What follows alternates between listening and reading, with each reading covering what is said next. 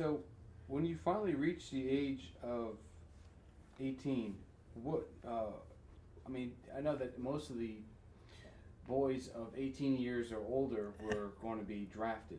Yeah. So, did you choose to be drafted, or did you choose to enlist? No, I knew that I would be drafted, so I enlisted in the Navy. Mm-hmm. There's another story there that's interesting. I'd love to hear it. This fellow and I in high school, they told us that if we wanted to leave high school early, that we would still graduate. So we went down and volunteered to join the Navy. Well, we went through the physical and everything. When they finished, he was in the Navy, and they wouldn't take me in the Navy because my eyesight wasn't up to their standard for a regular Navy. And I, being a dumb kid, I didn't know that I could just as easily have joined the reserve, which I did in later years. And so we met after the physical was all over. He was on his way to Farragut, and I was going back to school. I don't think he ever did forgive me for that. That fellow, when he got out of the Navy, went to college and studied political science, and finally became a big wheel in intelligence. In fact, he was one of the ones that blew the whistle on what was going on in Vietnam. He had gone back there and as an individual investigator or something for the intelligence.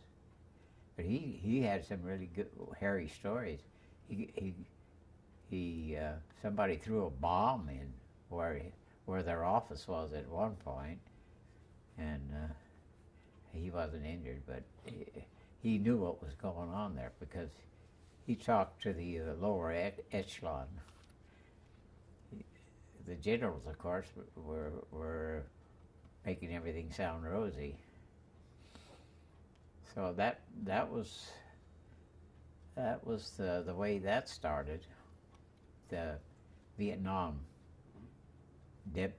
I can't think of the word that fits it. There is no word that fits it. It was, really bad. So the Navy didn't accept you, so you went back to school. Yeah, I went back to school. Okay. Then I found out that I could have joined. It was just a matter. Regular Navy went in for 4 years, and the reservists went in till the war was over. So I went back and joined the Navy a short time after and was sent off to Farragut, Idaho for basic training. There's another story I want to tell you. Sure.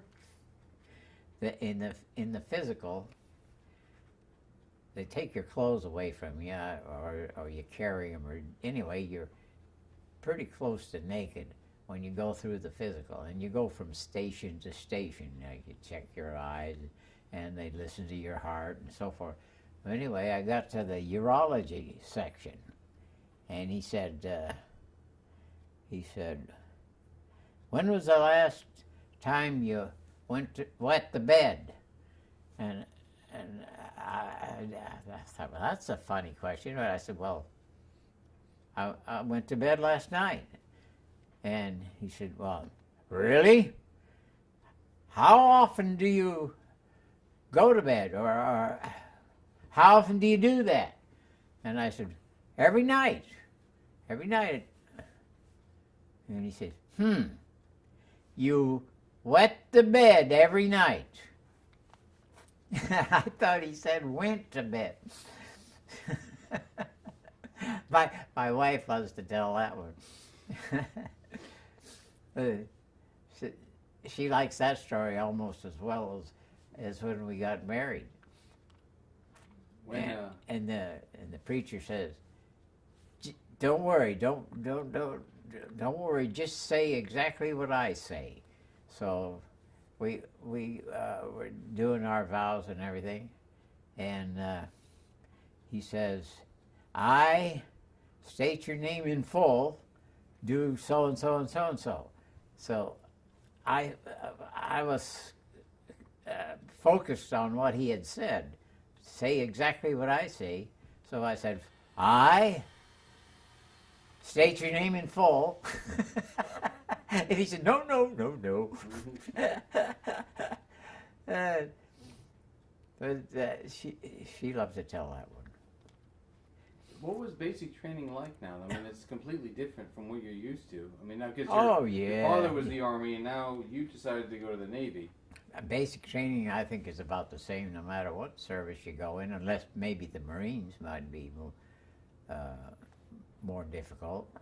Well, how was it like now to actually, I mean, as a child of a service member, you get to see what your father went through, but now you're in it, and now you have to learn how to march and salute and to parade dress, and you have a certain uniform and all that. What was that like? I had it pretty good because I had done ROTC in high school, and I knew all of the marching commands, and in fact, I could even give them. And just wanted to, dress right or whatever I had to do. I knew them all already, so it was very easy for me. And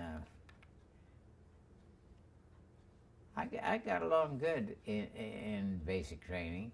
My only problem was that Farragut, Idaho is a place that's noted for pneumonia and scarlet fever, all kinds of things. I got scarlet fever first, and then later I got pneumonia, so it took me quite a while to get through boot camp, and then I somehow was assigned to school in Farragut, electrician school. Okay. And also got sick when I was there, but I did get through it all, and I got a pretty good standing in the class, and was sent to a second school, which absolutely amazed me. They sent me back to San Francisco to Treasure Island. And their school was there, and it was all about gyro compasses. And so for 16 weeks, I was practically home. And I did okay in that school too. I had a fairly high rating, but I didn't get rated out of that school, as they say. They only rated about 4 students out of a whole class. But I got through it all with a good grade, and finally was sent to Hawaii, where they have what they call an OGU, that's an outgoing unit. Mm-hmm. And they hold the people that have completed their training there on Oahu. And whenever the ship comes in, they ask for men and whatever skill they want. So somehow I was assigned to the North Carolina, which was just returning from Bremerton, having been through a major overhaul. It of course, had been in service already for a couple of years. And I thought that was really big time, so I got aboard the ship fine, and was introduced to the people in the E Division. And I said, by the way, where's the gyro compass? And the guy says, don't worry, son, you don't need to know. So needless to say, I never saw a gyro compass. But I think that is typical of the service. It still happens today. Yeah. You're trained for one job, and then they send you to a completely another one, and going, I don't know how. Yeah. Just do it. You're a soldier. Hey, you can do it. We need cooks. Come on, you're a cook. Yep. That's the way it's done. Hello, Rosie. So I fit in well there, I had no problem. They assigned me to what they called the ventilation gang. And what we did was overhaul electric motors from all the ventilation systems. Okay. And that was the job I did on the ship. It wasn't very warlike, but it was necessary for the comfort of the men. So where was after you joined the North Carolina in Pearl? Where was the North Carolina's next destination? It was going to a place called Ulithi in the Caroline Islands, which was our advanced base at the time. And there we joined the what I called the fast fleet. They had one fleet that went to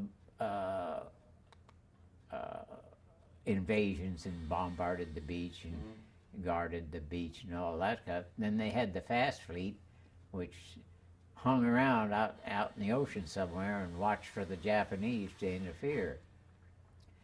And we were at sea most of the time.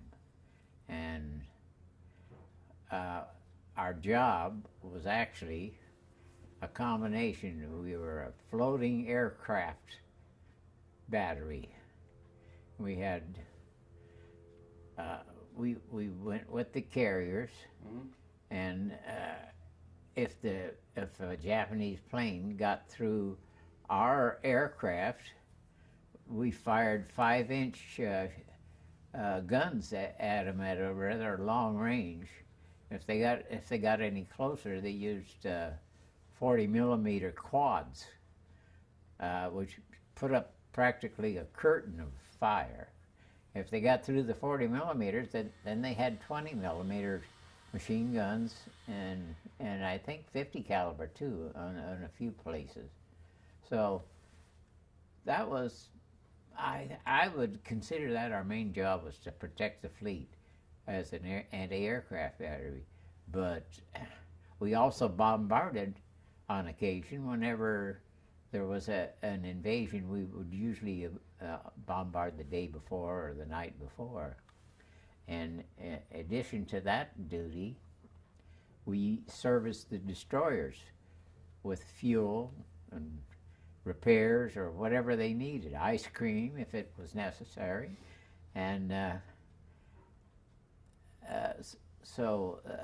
what was life like aboard that type of ship? I mean, I know it was, that's why I never joined the Navy, because I always envisioned very cramped quarters, you're elbow to elbow with people, you're stuck in one spot. Yeah. Well, it wasn't that bad. On battleships and cruisers and aircraft carriers, there was room and you had your own bunk. And there was no problem with that. And some spaces were air conditioned, like the fire control, not burning fire, but shooting fire. Yeah. They were air conditioned, and the generator distributor places where they control the electricity, they were air conditioned. But for the most part, the ship was hot. It was incessantly hot, and the main topic of conversation was your heat rash. How's your heat rash today? If it got too bad, you could go to sick bay and they'd spray you with alcohol or something, and it would relieve it for a short time.